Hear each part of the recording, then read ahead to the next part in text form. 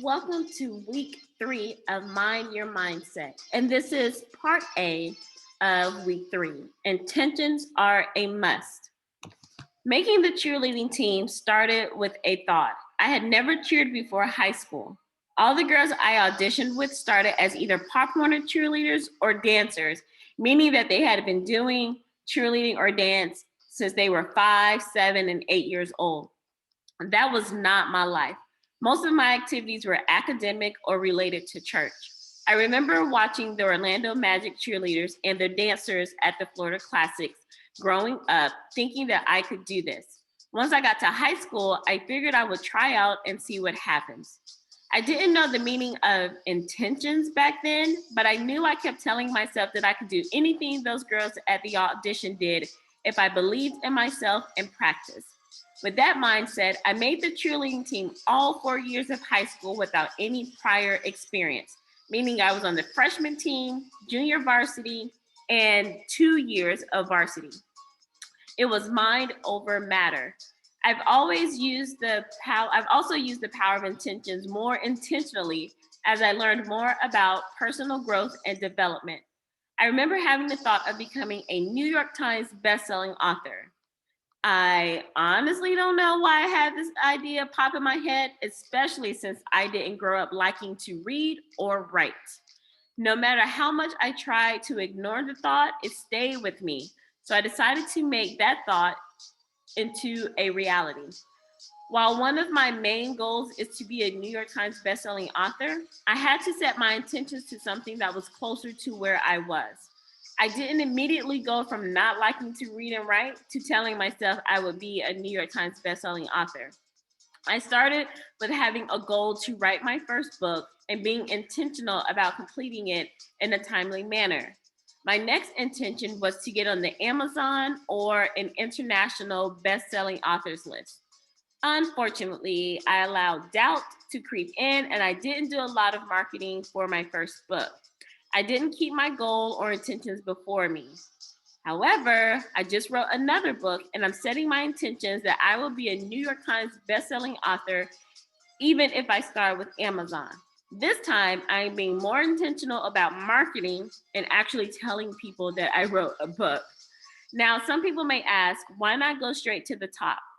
Well, you can go there if you already have the mindset to do what it takes to be where you want to go. So for me, if I already had the mindset in doing the things like authors do to be on the New York Times bestselling list, then yeah, I would have set that intention and that's what it would have been. So like now it's a goal, but if I was in the space, it would be an intention. So, but I don't want you to think that it's not possible. So remember, mindset and goals only work together if you are being intentional about who you need to become to reach those goals. I don't like the term realistic because it sounds limiting. However, you want to set intentions that will stretch you, not stress you. I'm still striving to be a New York Times bestselling author while working on becoming who I want to be when I make the list. So I don't just want to make the list. I want to go all out with like book tours and interviews, like the whole nine. So it all depends on where you are in your life. You have to know yourself and be honest. This is not limiting yourself. This is just a way to close the gap. So I remember I used to set these goals and then I would get so frustrated and quit because they were so far out of reach. Not that it was impossible, but the gap was too big. I didn't have steps to reach that goal. So that's why my goal of being a New York Times bestselling author, you need to have a goal. You need to set the intention to write the book, finish the book, tell people about it, like all of the things. Like it's a lot that goes into that. So you set those intentions every day so that you can meet some milestones and the goals won't feel so lofty. So guess what? Now it's time to mind your mindset. I want to share some sample intentions with you because you're going to write your own. So here we go. Samples. I intend to live every waking minute of every day conscious, awake, and aware, and in the present moment, while feeling as much joy as possible. I intend to move into a positive cash flow quickly, magically, easily, and joyfully. I intend to live the most beautiful life possible with harm to none and benefit to all. Now, I learned this from the empowerment dynamic.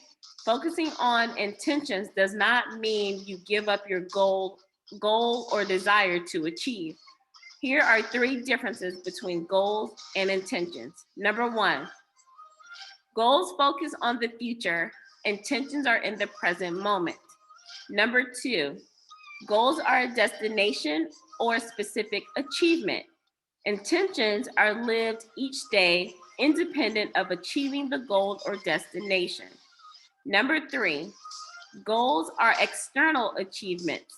Intentions are about your relationship with yourself and others. By setting your intention first and then combining it with goals, you will become a creator who enjoys both the journey as much as the destination. So now for your self-worth. Intentions really act as a reminder on how you want to show up in the world and live each day.